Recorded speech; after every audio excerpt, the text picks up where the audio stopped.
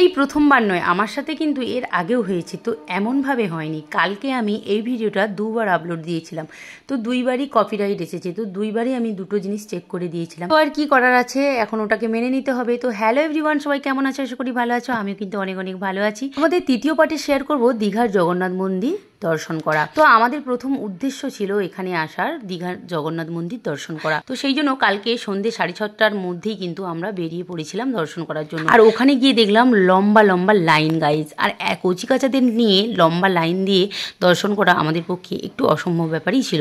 সেই জন্য সাইড সিনগুলোই আমরা দেখে নিয়েছিলাম। তো সেই জন্য আজকে সেই ভুলটা না করে আজকে ভোর ভোর সবাই মিলে উঠে পড়েছি, আর ভোর ভোর উঠেই কিন্তু আমরা সেই রওনা দিয়ে দিয়েছি দীঘার জগন্নাথ মন্দির দর্শন করার জন্য। সবাই কিন্তু রেডি সেডি হয়ে বসে গিয়েছি, দেখতেই পাচ্ছ।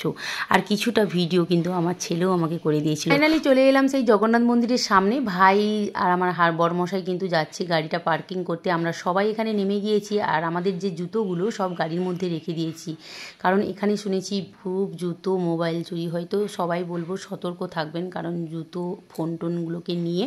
তো এখন আমরা দেব লাইন, দেখতেই পাচ্ছ গাইজ। এখন ঘড়িতে ওই 8টার মতো বাজে। বাইরে কীরকম রোদ্দুর আর তাপ, এই রোদ্দুর মধ্যে কিন্তু আমাদের লাইন দিয়ে ভেতরে ঢুকতে হবে। আর তোমাদেরকে এখানে একটু দেখাই, এখানে কত জুতো দেখতে পাচ্ছ গাইজ, কত সবাই জুতো খুলে রাখছে। তো জুতোগুলোকে সাবধানে রাখবেন, কারণ এখানে খুব জুতো চুরি হচ্ছে শুনলাম। তো এই যে ছেলে খুব বিরক্ত হয়ে যাচ্ছে, আর আমি কিন্তু ভীষণ এক্সাইটেড আছি ভেতরে কি আছে দেখবো, আর তোমাদের কাছে সেটা একটু একটু করে শেয়ার করব। তো চলো, এখন এই লম্বা লাইন দিয়ে কিন্তু আমাদের ভেতরে ঢুকতে হবে। তো চলো, আর কি করার আছে।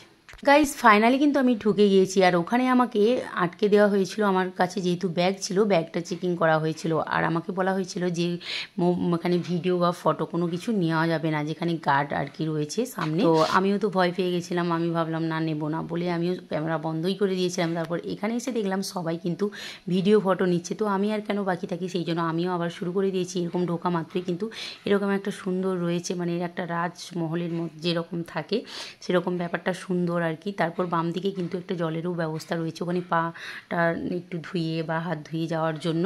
তো বাম দিকে কিন্তু রয়েছে মন্দিরটা। তো বরমশাইকে বলেছিলাম একটু ভিডিও ক্লিপসটা নিতে, আর বরমশাই যেমন পেরেছে নিয়েছে। তোমরা একটু মানিয়ে গুছিয়ে দেখে নাও। তো এরকমই বাম দিকে রয়েছে, ঢোকার বাম দিকে রয়েছে এই মন্দিরগুলো, আর ডান দিকে অসাধারণ একটা ভিউ রয়েছে।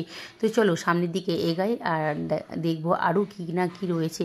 তো রাতের বেলা আমরা বাইরে থেকে যেটা দেখেছি অসাধারণ অসাধারণ, মানে দারুণ যাকে বলে, কি বলবো। আর দিনের বেলায় তো কোনো কি আর বলবো, ভালোই তো লাগছে। আর এই দেখো ঢোকার মুহূর্তে এরকম একটা মন্দির রয়েছে, আর এরকম একটা জগন্নাথ দেবের মূর্তি রয়েছে, এই যে দেখতেই পাচ্ছ। তো চলো ভেতরের দিকে আরও ঢোকা যাক। তো এখনও বুঝতেই পারছো যে কাজ কিন্তু এই যে দেখো এগুলো মানে ঝাড়বাতি টাতি হয়তো লাগানোর ব্যাপার রয়েছে, তো এখনও এগুলো কিন্তু হয়নি। আর এখানে গার্ডও রয়েছে, বেশিক্ষণ করে থাকতে দিচ্ছে না, সাথে সাথে দেখি মানে সাথে সাথে যাতে না ভিড় হয় আর কি। তো তারপরে এরকম একটা বড় প্যাসেজ রয়েছে, যেখানে সবাই এসে বুঝতে পারবে। এই দেখো সবাই বসে রয়েছে, আর সামনে রয়েছে এই যে পদ্ম পুকুর।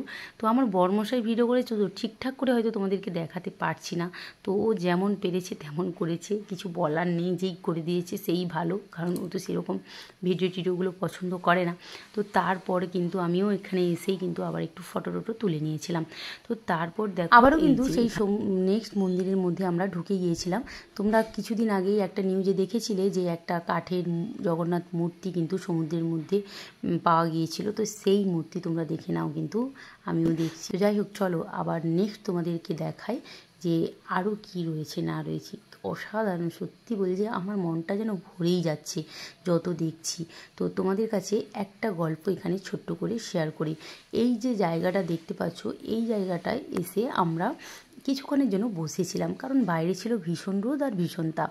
তো এখানে খুব ভালো লেগেছিল। সামনে যেহেতু এই যে পদ্মপুকুরটা রয়েছে, ঠান্ডা একটা হাওয়া ছিল, আর বেশ ঠান্ডাই লাগছিল, তাই জন্য আমরা এই জায়গাটা বসেছিলাম। আর এই যে দুজন মাম্মাম আমার ছেলে দেখতেই পাচ্ছ খেলা করছিল। তো ওরা খেলা করতে করতে ছোটো মাম্মাম কিছুক্ষণ মানে একটু আমাদের চোখের আড়ালে হয়ে গিয়েছিল। চোখের আড়াল হয়ে যাওয়ার পরে মানে কোনো ভদ্রলোক আমার মাম্মামকে, যেখানে গার্ড ছিল ওইখানে কিন্তু জমা করে আসেন।